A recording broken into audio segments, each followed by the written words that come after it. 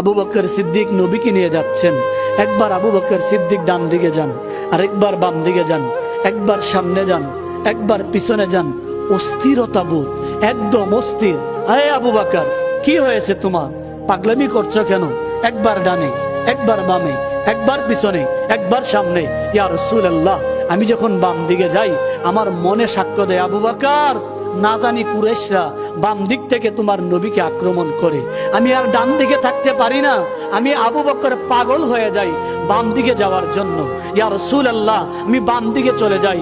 বাম দিকে গেলে আমি আবু বকরের মন বলে, আবু বকর, না জানি ডান দিক থেকে কুরাইশরা আবার তলোয়ার মারে। আমি ডান দিকে চলে যাই। আমি ডানে বামে আছি। আমার মনে প্রশ্ন জাগে, হে আবু বকর, তুমি তো ডানে আর বামে সামনের দিক থেকে যদি কেউ আক্রমণ করে, ইয়া রাসূলুল্লাহ, আমি সামনে চলে যাই। আমি সামনে গেলে আমার মনে প্রশ্ন জাগে, না জানি কাফেররা পিছন থেকে দাওয়া করছে, আমার হাবিবকে পিছন দিক থেকে নিয়ে মারে। নবী গো, ইয়া রাসূলুল্লাহ, আমি আবু বকর ডানে গেলেও ভালো লাগে না, বামে গেলেও ভালো লাগে না, সামনে গেলেও ভালো লাগে না, পিছনে গেলেও ভালো লাগে না। আমি থাকা সত্ত্বে যদি আপনার গায়ে তীর লাগে, আপনার গায়ে যদি কিছু লাগে, তাহলে আমি এটা বরদাস্ত করতে পারবো না।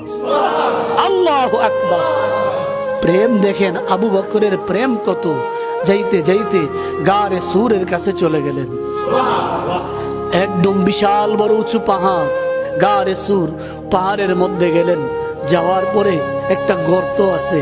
আবু বকর সিদ্দিককে নিয়ে গর্ত ঢুকবেন। আল্লাহু আকবার, আল্লাহু আকবার। আবু বকর সিদ্দিককে নিয়ে গর্ত ঢুকবেন। এই জায়গায়ও নবী প্রেমের সাক্ষ্য। আবু বকর বলে, ইয়া রাসূলুল্লাহ, আপনি দয়া করে একটু দাঁড়ান, আপনি ভিতরে নামিয়েন না, আমি আবু বকর আগে দেখি। আল্লাহু আকবার। প্রেম দেখেন, জানের চাইতে ভালোবাসা কাকে বলে? কেউ যদি ভালোবাসতে চায়, নবী প্রেম শিখতে চায়, আবু বকর থেকে শিখতে হবে। কথা বলেন ঠিক কি না? ইয়া রাসূলুল্লাহ, আপনি নামিয়েন না, আমি গর্তের ভিতরে ঢুকি। আবু বকর সিদ্দিক গর্তের ভিতরে ঢুকলেন। আল্লাহু আকবার, আল্লাহু আকবার। আবু বকর সিদ্দিক গর্তের ভিতরে ঢুকে গেলেন। দুইকা সব কিছু নিজ হাতে পরিষ্কার করলেন। পরিষ্কার করে আল্লাহু আকবার, আল্লাহু আকবার। দেখতেছেন যে গর্তের ভিতরে ছোট ছোট গর্ত দেখা যায়।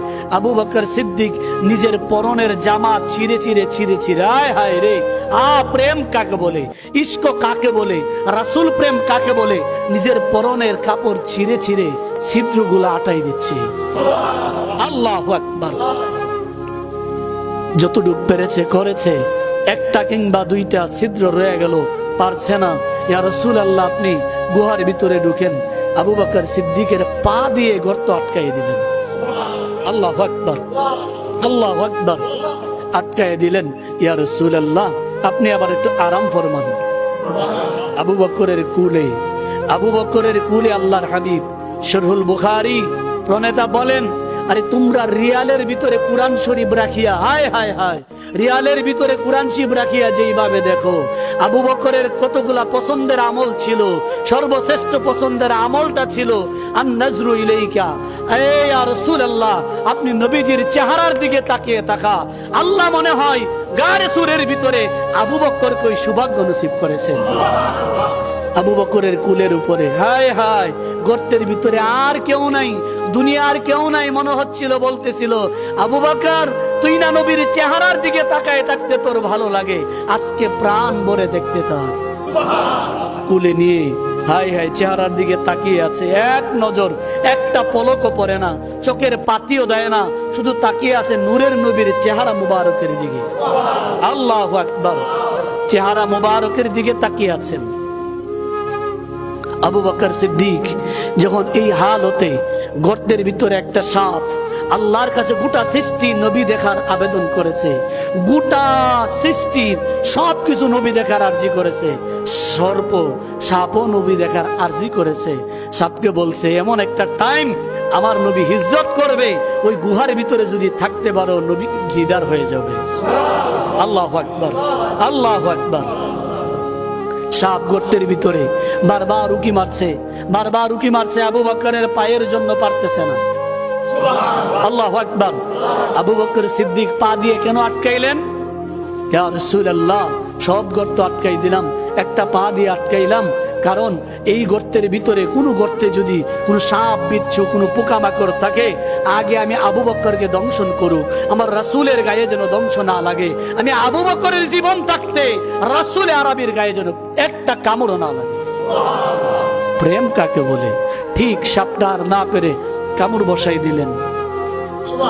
সুবহানাল্লাহ বলেন না? কামড়টা বসাই দিলেন তো বসাই দিলেন। আবু বকর সিদ্দিক সাপের যন্ত্রণায়, বিষের যন্ত্রণায় চোখ থেকে পানি পড়ে গেল।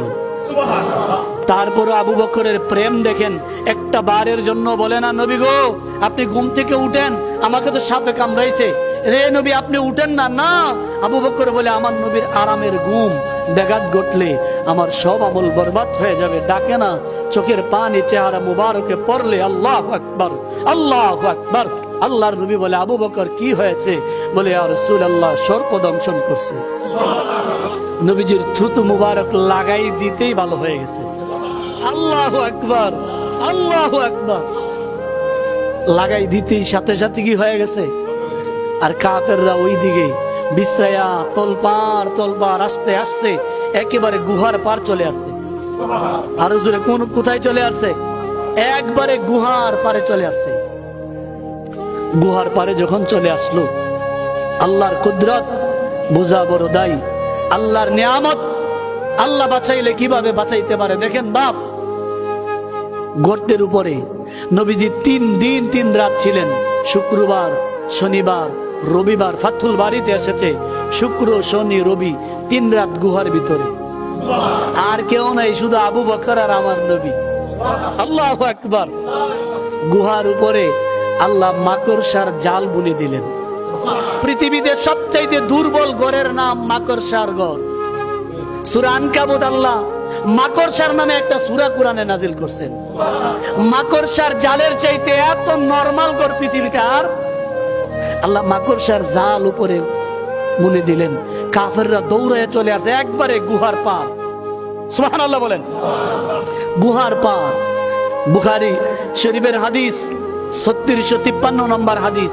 আবু বকর সিদ্দিক রাদিয়াল্লাহু তাআলা আন বলতেছে, ইয়া রাসূলুল্লাহ, বুখারী শরীফের হাদিস, ইয়া রাসূলুল্লাহ দূরে লাগবে না, কাফেররা যদি শুধু তাদের নিজের পায়ের দিকে তাকায় আমাদেরকে দেখে ফেলবে। বুখারীর riwayat, কাফেররা যদি পায়ের দিকে তাকায় আমাদেরকে দেখে ফেলবে। আল্লাহ রাসূল কয়, আবু বকর তুমি কি ভাবছো গর্তের ভিতরে তুমি আর আমি? বুখারীর riwayat, তুমি আর আমি না, আমাদের সাথে আল্লাহ আছেন। আল্লাহর সাথে সাথে আয় আয় আয় কোরআনের আয়াত, সূরা তাওবা 40 নম্বর আয়াত, ইযহুমা ফিল গার, ওই গারে সুরের ভিতরে যেই দুইজন ছিল, আল্লাহু আকবার, লিসাহিবিহি লা তাহজান ইন্নাল্লাহা মা'ানা, আবু বকর টেনশন করিও না, আমার আর তোমার সাথে আল্লাহ আছেন। লা তাহজান ইন্নাল্লাহা মা'ানা, আমাদের সাথে কে আছেন? কে আছেন? মাকড়সার নরমাল একটা ঘর। কাফেররা দেখে কই, কিরে এই গর্তে তো ঢুকে নাই, ঢুকলে তো মাকড়সার জাল থাকতো না। এরা ফিরে গেল। আল্লাহ বলে, আমি আল্লাহ যদি কাউকে বাঁচাইতে চাই, কামান লাগে না, বন্দুক লাগে না, শক্ত হাতিয়ার লাগে না, মাকড়সার মতো নরমাল জাল দিয়া আমি আল্লাহ বাঁচাইতে পারি। আল্লাহু আকবার।